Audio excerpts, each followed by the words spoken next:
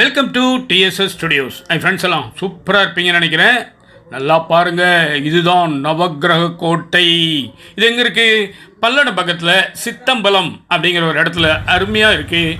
கோளறுபதி. இந்த நவக்கிரக கோட்டையினுடைய உரிமையாளர் யார்? காமாட்சிபுரி ஆதீனம் நமது இரண்டாவது குருமகா சன்னிதானம் சாக்த ஸ்ரீ பஞ்சலிங்கேஸ்வர சுவாமிகள் அவர்களுடைய நிர்மாணம் தான் இது. என்ன அருமையான வேலைப்பாடு! கட்டிடக்கலைக்கு இது ஒரு சிறந்த எடுத்துக்காட்டு. கோட்டை என்று பெயர் வைத்தால் அதற்கு ஏற்றாற் போல மிகவும் அழகான ஒரு வடிவமைப்பு. வட்ட வடிவமான அல்லது உருண்டையான அந்த கட்டிடத்தை நாம் உலகம் என்று கொண்டோமானால் அதை ஆட்சி செய்யும் நவ நாயகர்களும் அங்கே அழகாக காட்சி தருகிறார்கள். இவர்களை குறுநில மன்னர்கள் என்று கொண்டோமானால் அதற்கு ஒரு சக்கரவர்த்தியும் அங்கேயே இருக்கிறார். யாரவர்? தென்னாடுடைய சிவனே போற்றி, எந்நாட்டவர்க்கும் இறைவா போற்றி என்று சொல்லப்படும் அந்த சாட்சாத் சிவபெருமானே அங்கே அமர்ந்திருக்கிறார். ஆக அதற்குள் இந்த மதுமதியை பற்றி ஒரு வார்த்தை கூறிவிடுகிறேன். இவர்களுக்கு யார் மதுமதி என்று பெயர் வைத்தார்களோ தெரியாது. தமிழ் தாய் என்று வைத்திருக்க வேண்டும். அந்த அளவுக்கு தமிழ் பூந்து விளையாடுகிறது அவர்கள் வாயிலே. ஆஹா, என்ன ஒரு உச்சரிப்பு, என்ன ஒரு ஸ்பஷ்டமான ஒரு அந்த விஷயத்தை சொல்லும் பாங்கு. ஆஹா, இவர்களுக்காக தனியாக ஒரு எபிசோடை நான் ஒதுக்க வேண்டும். ஆக நாம் இங்கே விஷயத்துக்கு வருவோம். அருமையான அந்த நவக்கிரக கோட்டையை ஆட்சி செய்யும் அந்த அதிபதிகள் அனைவரும் அங்கே ஆனந்தமாக செயல்பட்டு கொண்டிருக்கிறார்கள். இது நமது 51 சக்தி பீடம் காமாட்சிபுரி ஆதீனத்தின் கிளை மடமாகும். எனவே சாக்த ஸ்ரீ பஞ்சலிங்கேஸ்வர சுவாமிகளின் கட்டுப்பாட்டில் அருமையாக இயங்கிக் கொண்டிருக்கிறார். சுவாமிகள் இப்பொழுது பேரொளி சூழ ஈசனை தரிசிக்க சென்று கொண்டிருக்கிறார்கள். பாருங்கள் அந்த அற்புதமான காட்சியை.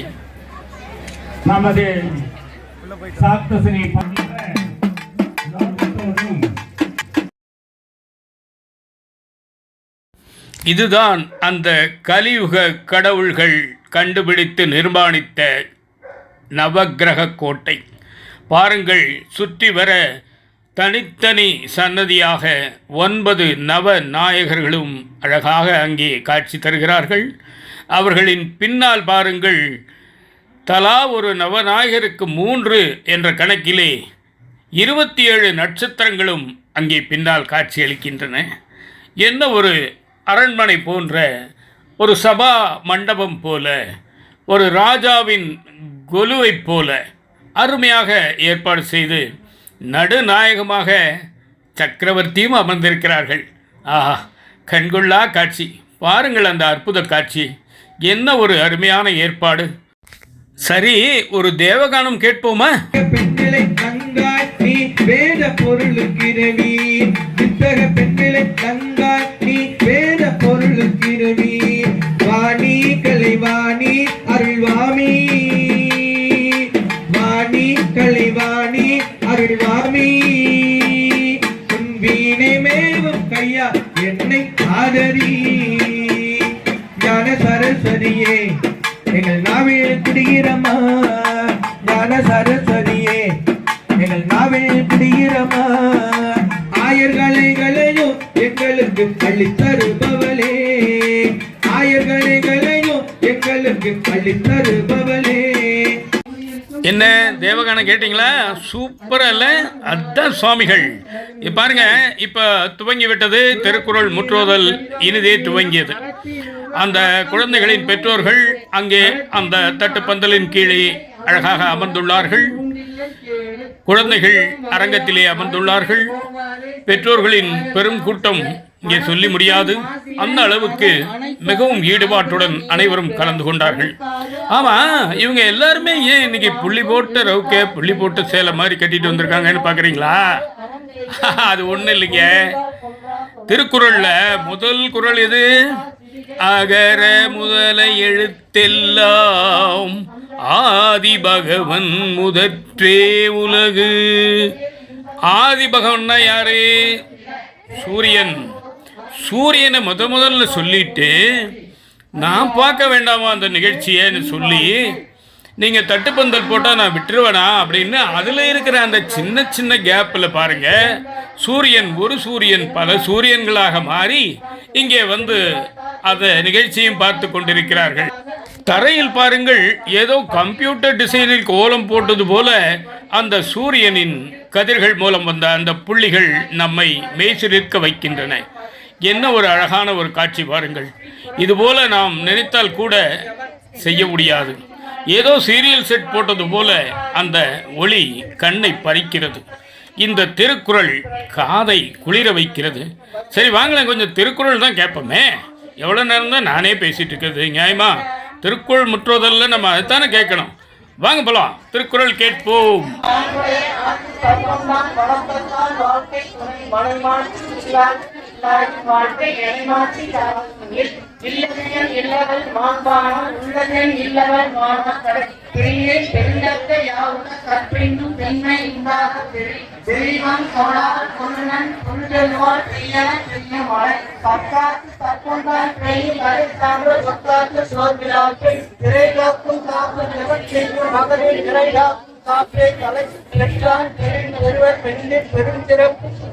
வாழும் உலகு புகழ் புரிந்த மங்களம் என்ற மனமாட்சி மற்ற நன்கலம் நன்மக்கள் பேரு. அதிகாரம் 7 மக்கள் பேரு. பெருமமற்று நாம் அறிவதில்லை, அறிவறிந்த மக்கள் பேரு அல்ல பிற.